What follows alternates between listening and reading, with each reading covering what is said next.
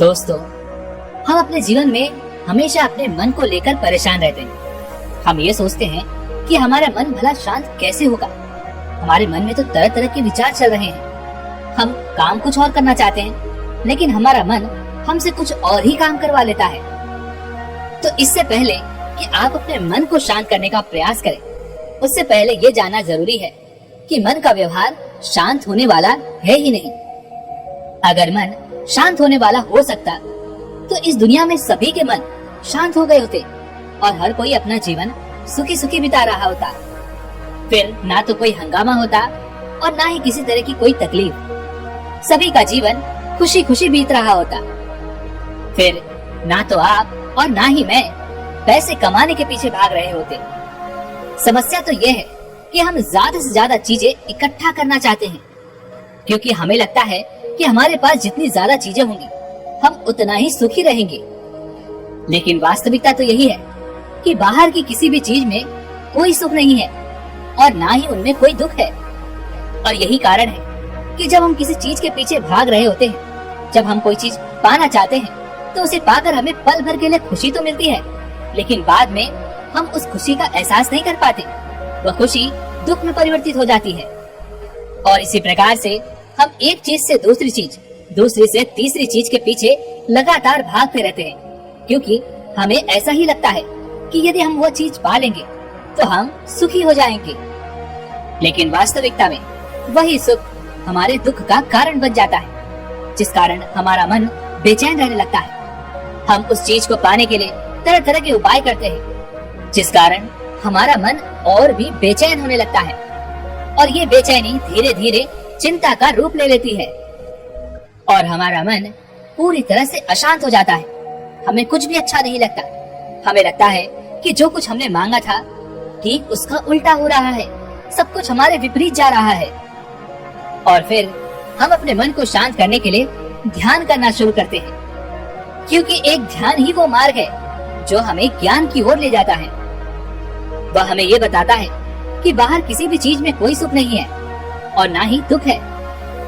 दुख और सुख तो हमारे मन का भ्रम है।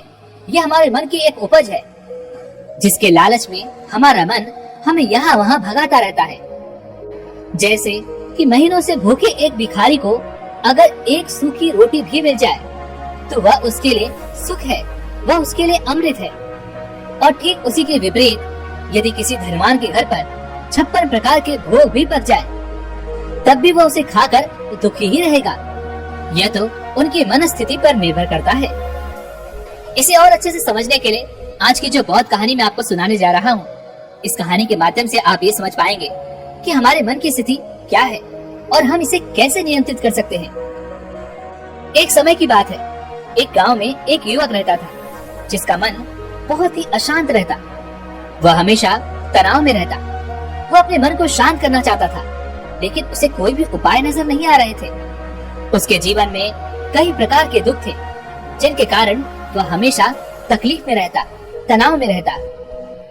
एक दिन उसे पता चला कि उसके गांव में एक बौद्ध भिक्षु आए हुए हैं, जो सभी को दुख और सुख पर उपदेश दे रहे हैं। वह युवक तुरंत ही घर से निकला और उनके आश्रम जा पहुंचा। वहां पर पहुंचने के बाद उस युवक ने देखा कि वह बौद्ध भिक्षु सभी गांव वालों को उपदेश दे रहे थे। वह बौद्ध भिक्षु कह रहे थे कि सभी के जीवन में कोई न कोई सुख और दुख तो आता ही रहता है, जिस कारण हमारा मन बहुत अशांत रहता है। और एक अशांत मन इस दुनिया का कोई भी सुख नहीं भोग सकता, फिर चाहे उसे पूरी दुनिया की धन दौलत ही क्यों न मिल जाए, वह उसे पाकर भी दुखी ही रहेगा। परंतु जिस व्यक्ति का मन शांत है, उसके पास चाहे कुछ भी हो या ना हो, वह हर छोटे पल का आनंद ले सकता है। वह हर पल को खुशी खुशी जी सकता है। वह इस दुनिया का और इस जीवन का परम सुख भी प्राप्त कर सकता है।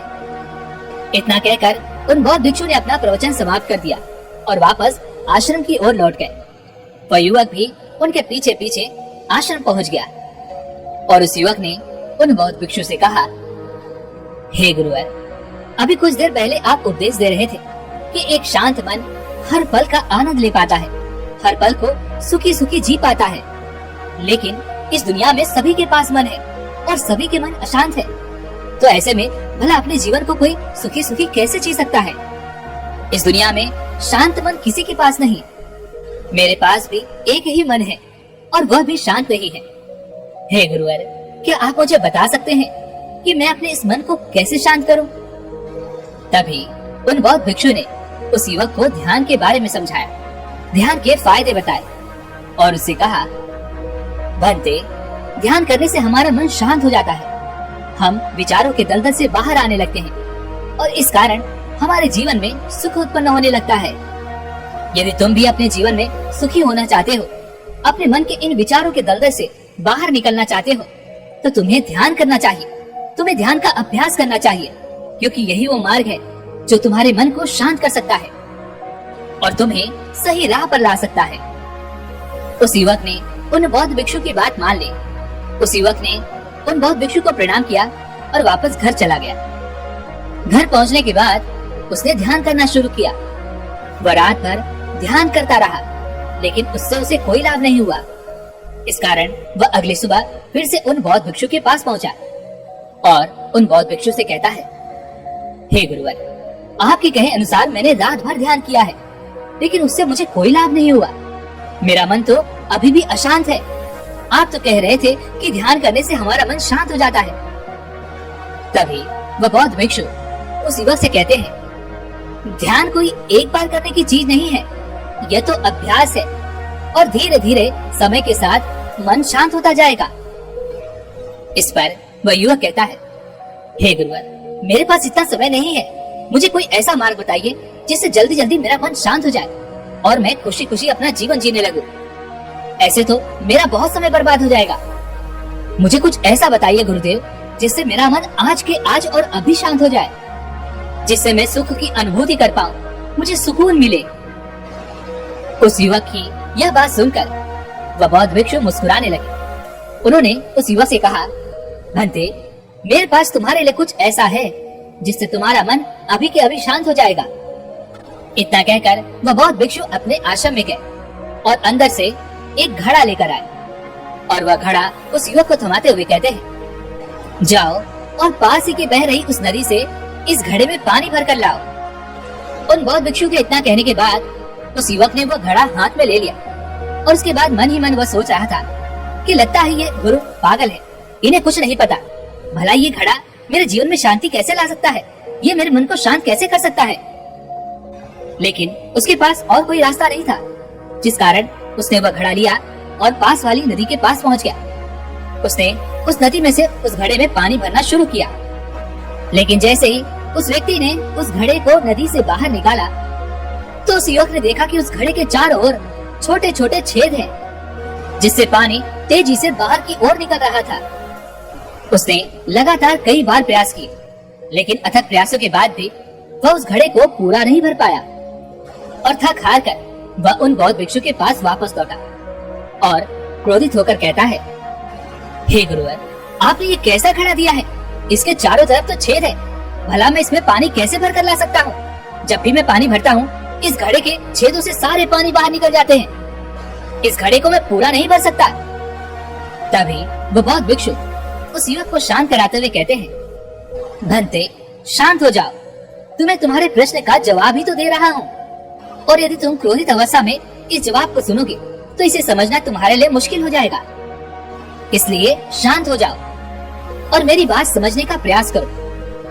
ये जो घड़ा मैंने तुम्हें दिया है, इसे अपना मन समझो, और मन केवल दो ही प्रकार से शांत हो सकता है। पहला ये कि तुम उसे लबालब पूरा भर दो और उसमें कुछ भी और आने जाने की जगह ना बचे। क्या तुम इस घड़े को इस प्रकार भर सकते हो? इस पर वह युवक कहता है, हे गुरुवर, मैं इस घड़े को लबालब नहीं भर सकता, क्योंकि जब भी मैं इसमें पानी भरता हूँ, सारा पानी तो छेद से बाहर निकल जाता है।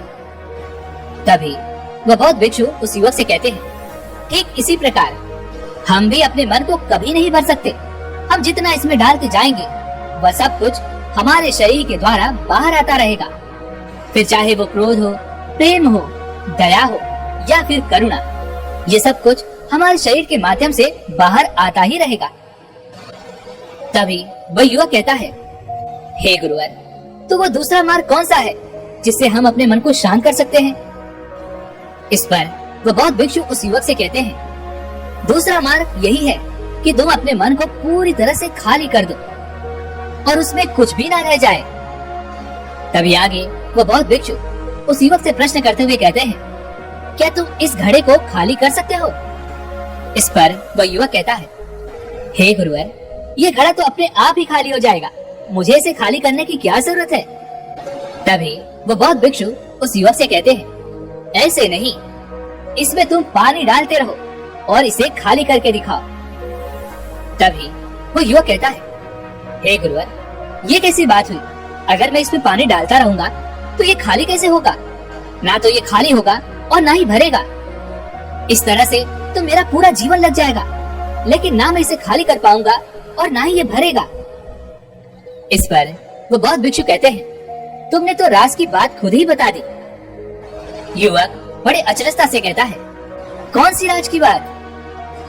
तभी वो बौद्ध भिक्षु कहते हैं, भंते, हम जीवन भर अपने मन में बाहर का कूड़ा करकट डालते रहते हैं और वह सब हमारे शरीर से बाहर आता रहता है। ना तो हमारा मन कभी भर पाता है और ना ही कभी खाली हो पाता है, और हम जीवन भर इसी प्रक्रिया को दोहराते रहते हैं, जिस कारण हमारा पूरा जीवन निकल जाता है। ना तो हम अपने मन को कभी भर पाते हैं और ना ही हम इसे कभी खाली कर पाते हैं। तुम इस घड़े को पानी से भरने में अपना समय व्यर्थ समझ रहे थे। तुम्हें ऐसा लग रहा था कि इस प्रकार तो तुम्हारा जीवन पूरी तरह से बर्बाद हो जाएगा, तुम अपना समय बेकार कर रहे हो। लेकिन क्या तुमने एक पल के लिए ये नहीं सोचा कि इसी प्रकार तो तुम अपने मन को भरने में भी लगे हुए हो? क्या इससे तुम्हारा समय बर्बाद नहीं हो रहा? क्या इससे तुम्हारा जीवन बर्बाद नहीं हो रहा? उस युवक को अपनी गलती का एहसास हुआ। वह तुरंत ही उन बौद्ध भिक्षु के चरणों में गिर गया और उन बौद्ध भिक्षु से कहता है, हे गुरुवर, आपने सच कहा। मैंने कभी भी इसके बारे में नहीं सोचा कि मैं अपना जीवन अपने आप ही बर्बाद कर रहा था। हे गुरुवर, मैं तो इस बात से अनजान था, लेकिन आज आपने मेरी आंखें खोल दी। आप ही मुझे बताइए कि मैं अपने मन को खाली कैसे कर सकता हूँ?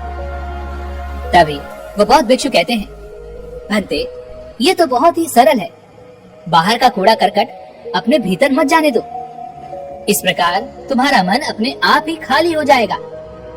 युवक कुछ देर सोच विचार करने के बाद उन बौद्ध भिक्षु से कहता है, हे गुरुदेव, ये कैसे संभव है?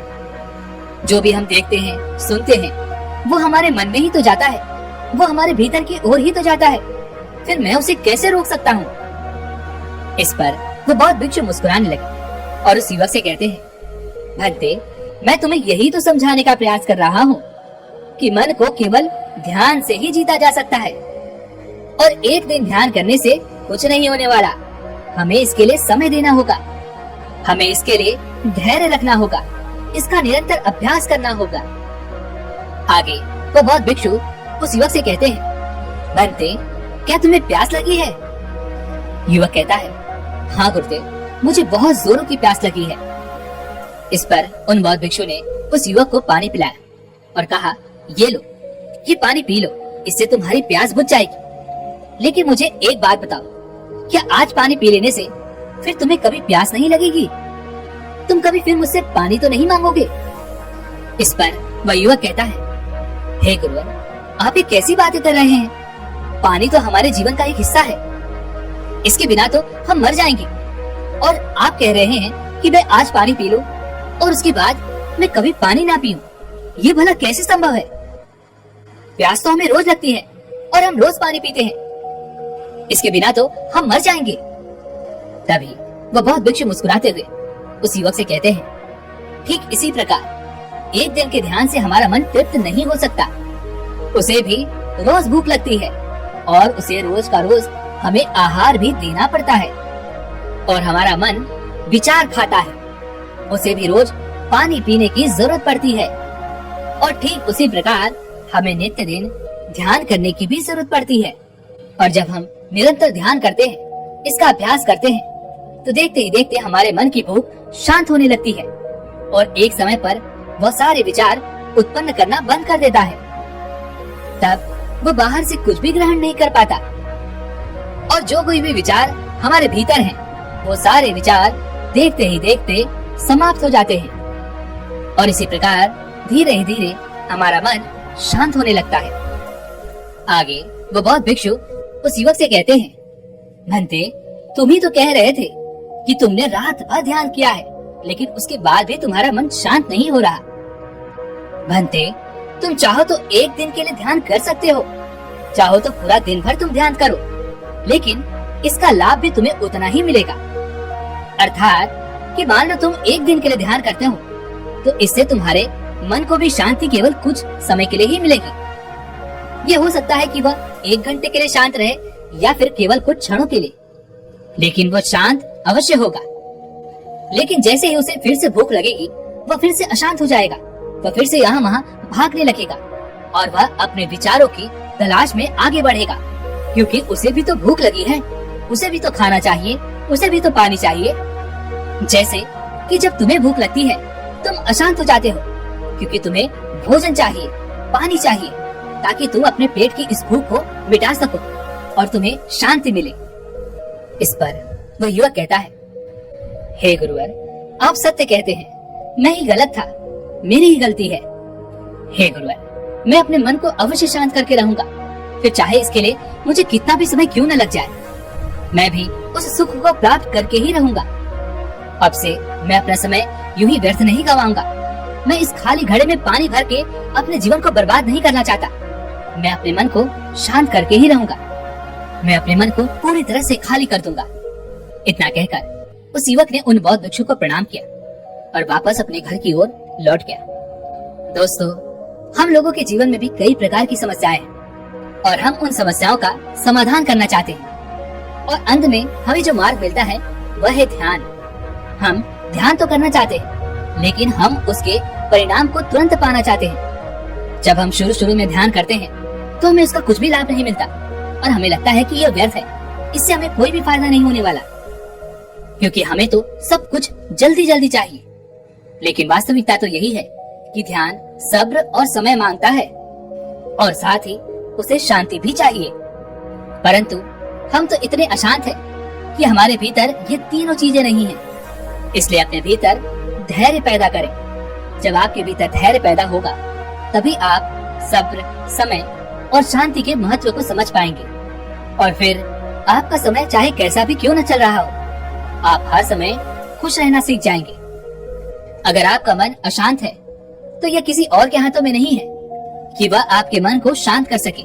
यह तो आपके हाथों में है कि आप अपने मन को किस प्रकार और कितनी देर तक के लिए शांत कर सकते हैं। दोस्तों, आप में से कई लोगों ने मुझसे ये प्रश्न भी किया था। रात को सोने से पहले जब हम कोई लक्ष्य निर्धारित करते हैं और सुबह जब उस पर काम करने का वक्त आता है, तो हम उस पर कार्य नहीं करना चाहते, बल्कि हमारा मन ये कहता है कि इस कार्य को हम कल करेंगे, और इसी प्रकार हम उसे टालते चले जाते हैं। या फिर कुछ लोगों के साथ ऐसा भी होता होगा कि वे लोग जब रात्रि को लक्ष्य निर्धारित करते हैं, तो अगली सुबह पूरे जोश और उत्साह के साथ उसे करना शुरू कर देते हैं। 1 दिन, 2 दिन, 3 दिन, और उसके बाद उनका वो जोश और उत्साह पूरी तरह से खत्म हो जाता है, क्योंकि उन्हें उसके कोई परिणाम नजर नहीं आते। और फिर हम मायूस हो जाते हैं, निराश हो जाते हैं कि हमें तो उसकी तरह कोई परिणाम मिल ही नहीं रहे, तो मैं इस कार्य को क्यों करूं? मैं अपना समय इस पर व्यर्थ क्यों करूं? इन दोनों प्रश्नों का एक ही उत्तर है, और वह यह है कि जो भी लक्ष्य आपने निर्धारित किया है, आप उस लक्ष्य के प्रति पूरी तरह से सचेत नहीं है, उस लक्ष्य के प्रति पूरी तरह से समर्पित नहीं है। आप पूरे दिल से नहीं चाहते कि वह लक्ष्य आप प्राप्त करें। यदि आप पूरे दिल से उस लक्ष्य को प्राप्त करना चाहते हैं, उसके प्रति समर्पित हैं, तो आज नहीं तो कल आपका मन अवश्य आपका साथ देगा और आप उस लक्ष्य को अवश्य पाकर ही रहेंगे। हो सकता है कि शुरुआत में आपका मन आपको यहाँ वहाँ भटकाए, जैसे कि अभी आपको भटका रहा है, लेकिन आप यदि उस पर नियंत्रण कर लेते हैं, तो वह मन आपका सारथी बन जाएगा और खुद ब खुद वो आपको आपके लक्ष्य के मार्ग पर आगे की ओर ले जाएगा, जिससे आप अपने लक्ष्य की ओर लगातार तेजी से आगे बढ़ते जाएंगे। और फिर जैसा भी आप चाहें, आपका मन वैसा ही करेगा। इसलिए जरूरी है अपने लक्ष्य के लिए अपने मन को साधना। मुझे उम्मीद है कि आपको आपके प्रश्न का उत्तर मिल चुका होगा। वैसे आपने आज की इस वीडियो से क्या सीखा, वो मुझे आप कमेंट में बता सकते हैं। इसी के साथ में उम्मीद है कि आपको आज की वीडियो पसंद आई होगी, तो लाइक और शेयर करने के साथ चैनल को सब्सक्राइब और घंटी बटन को जरूर दबा दीजिएगा। तो चलिए फिर मिलते हैं ऐसी एक और वीडियो में। तब तक के लिए अपना ख्याल रखें। धन्यवाद।